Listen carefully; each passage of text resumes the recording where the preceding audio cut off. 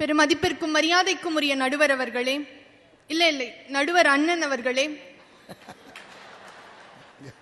பேச்சாளர் பெருமக்களே, பெரியோர்களே, ஆன்றோர்களே, சான்றோர்களே, நம்முடைய தேசத்தினுடைய மக்கள் தொகையில் நாம் சிறிய புள்ளியாக இருந்தாலும் கூட பாரம்பரியத்திலும் பண்பாட்டிலும் மிகப்பெரிய புள்ளியாக அனைவரும் பார்த்து வியக்கக்கூடிய அளவிற்கு இன்று வரை வாழ்ந்து கொண்டிருக்கின்ற நகரத்தார் இனத்தவர்களே, உங்கள் அத்தனை பேருக்கும் அடியேன அன்பான வணக்கங்களதும்.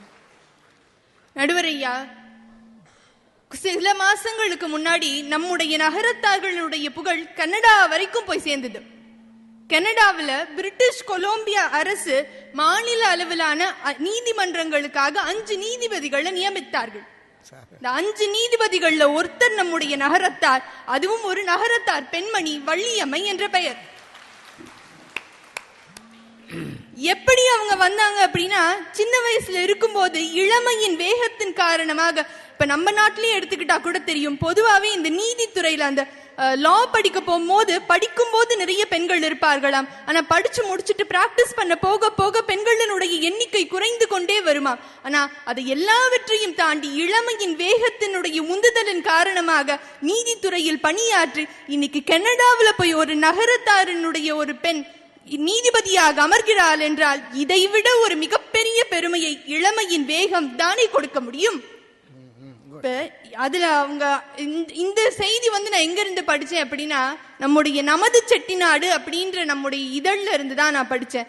எனக்கு என்ன வருத்தம்னா, இளமையின் வேகத்தின் காரணமாக அந்த இளைஞர்களை போல வாட்ஸ்அப் பார்த்துட்டு பேஸ்புக் பார்த்துட்டு இன்னும் எல்லாவற்றையும் பார்த்து பேசின ஆட்சி நம்முடைய செட்டிநாட்டு மலரை படித்திருந்தால் இளைஞர்களின் வேகம் எத்தனை உயரத்திற்கு சென்றிருக்கிறது என்று தெரிந்திருக்கும்.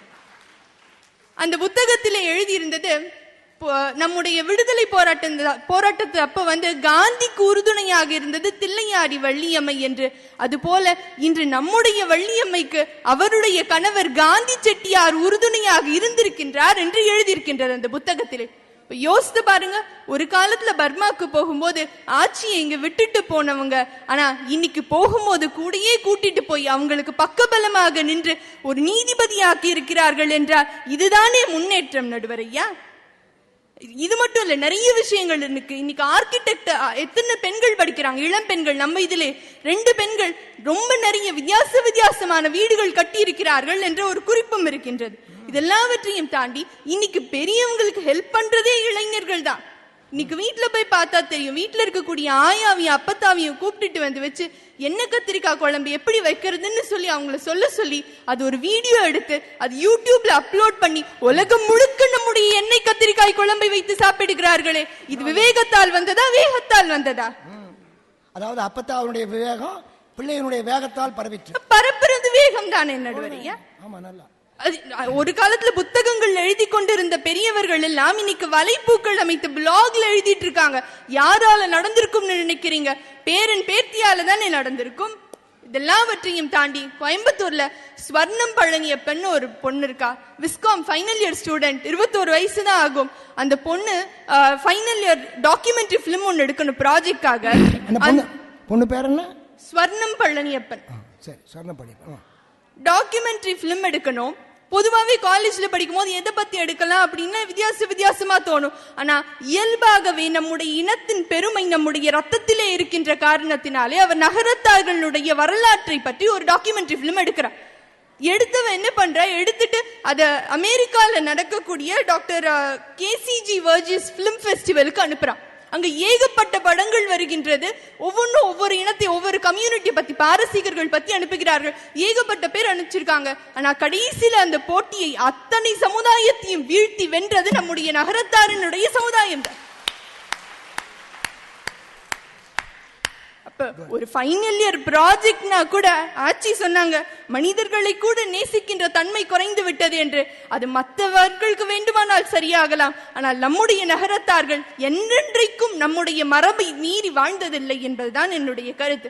அதனாலதான் இப்ப காலேஜ் படிக்கும் போது கூட வேற யாராவது பார்த்தோம்னா உன் பேர் என்ன, நீ என்ன கிளாஸ், என்ன டிபார்ட்மெண்ட் தான் கேட்போம். ஆனா சில பேருனுடைய பெயர்களை பார்த்த உடனே மட்டும் ஓடி போய் நீ நகரத்தாரா, நீ செட்டியாரா அப்படின்னு சொல்லி நானும் நிறைய பேரை கேட்டதுண்டு. என்னையும் தேடி நிறைய பேர் கேட்டதுண்டு.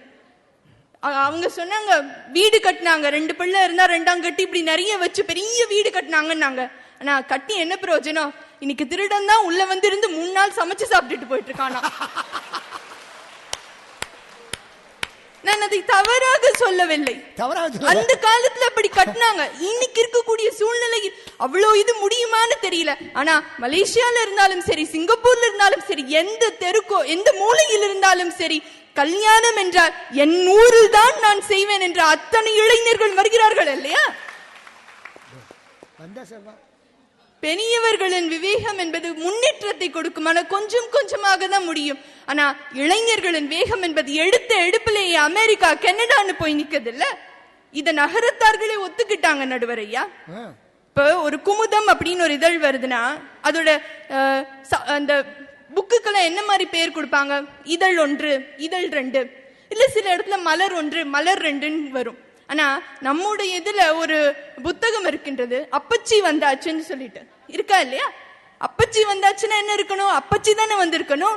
ஆனா அந்த புக்கை வாங்கி பாத்தீங்கன்னா தெரியும், அப்பச்சி வந்தாச்சு கீழே மகன் 1, மகன் 2, மகன் 3 தான் இருக்கும்.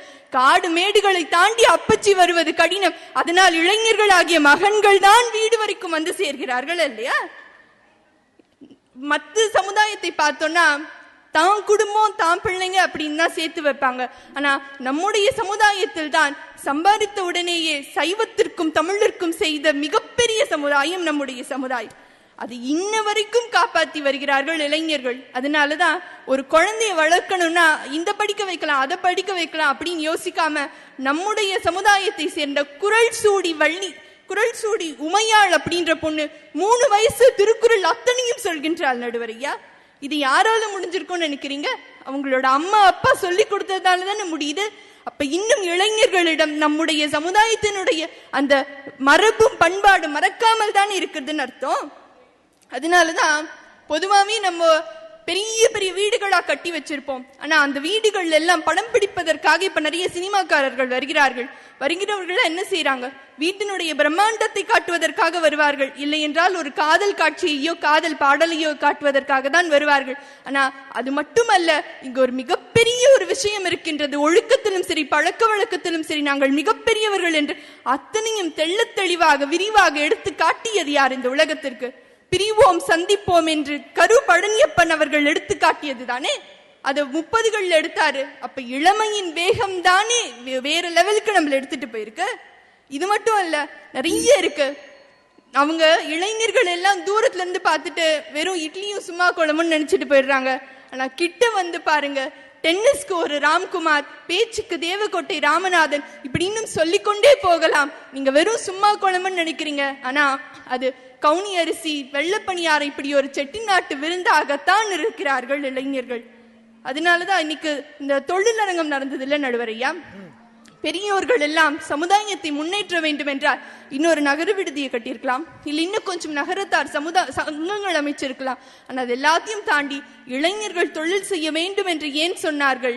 ஏனென்றால் இளைஞர்கள் வேகத்துக்கு இன்னும் கொஞ்சம் மெருகேற்றினால்தான், அவர்களை உசுப்பேற்றினால்தான் இந்த சமுதாயம் முன்னேறும் என்று பெரியோர்களே கூட இளைஞர்களை தானே நம்புகிறார்கள். அதனாலதான் விவேகானந்தர் ஆகட்டும், கனவு காணுங்கள் என்று சொன்ன டாக்டர் APJ அப்துல் கலாம் ஆகட்டும், இல்ல இளைய பாரதத்தினாய் வா வா வா என்று சொன்ன பாரதியார் ஆகட்டும், அத்தனை பேரும் இளைஞர்களை தான் சொன்னார்கள். ஏனென்றால் இந்த தேசமாகட்டும் எந்த சமுதாயமாகட்டும் அது முன்னேற வேண்டும் என்றால் அது இளைஞர்களின் வேகத்தால் மட்டும்தான் முடியும். அதனால் அகவையில் பெரியவராக இருந்தாலும் கூட அகத்தில் மிக இளையவராக இருக்கக்கூடிய நடுவர் அண்ணன், நீங்க நிச்சயமா தீர்ப்பை எங்கள் பக்கமே தருவீர்கள் என்ற நம்பிக்கையில் நல்ல வாய்ப்பிற்கு நன்றி கூறி விடைபெறுகிறேன். நன்றி, வணக்கம். நான் எப்பவுமே என் தங்கச்சி பேச்சை தட்டினதே இல்லை. ரொம்ப அருமையாக தெய்வானை வளர்ந்து வருகிற அருமையான பேச்சாளர் என்பதை நிறுவி கருத்துக்களை எடுத்து சொன்னதற்காக அவரை நெஞ்சார பாராட்டுகிறேன்.